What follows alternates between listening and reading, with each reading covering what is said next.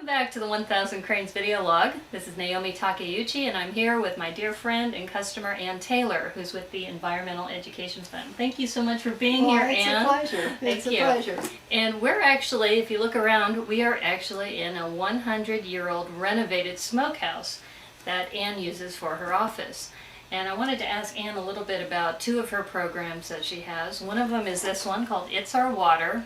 Another one is It's Our Air, which is under development right now.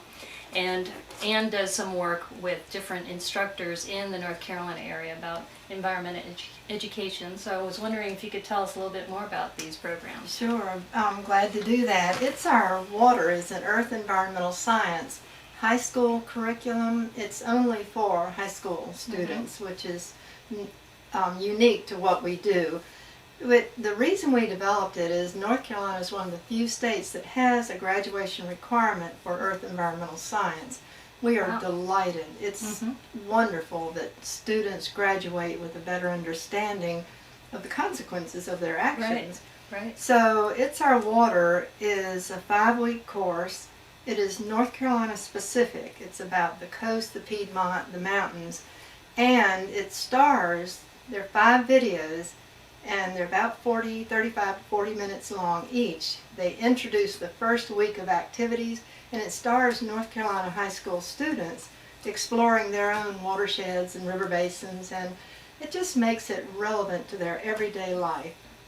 And so when you say that it stars North Carolina students, so these North Carolina students will actually be on the video while you're doing this program? That's right. And then we make the teacher's guide that you have in your hands and the 5 videos and other materials available free to the teachers, the high school teachers, but they don't receive the material until they take 10 hours of professional development. So they're very comfortable in using the out of doors as an integrated context for learning. And so when you said you do the education for the instructors, is that also part of what the Environmental Education Fund does as well? It is.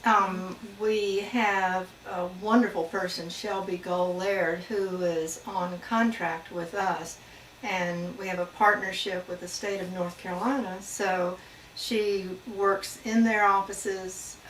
We get grants to support her work, and we keep the materials available so that when the teachers go to the workshops, they get it all free. They have a ball. They leave saying, my students are going to eat this up. And they do. They do. It's outside, it's active, it's relevant, and they're learning just really advanced science.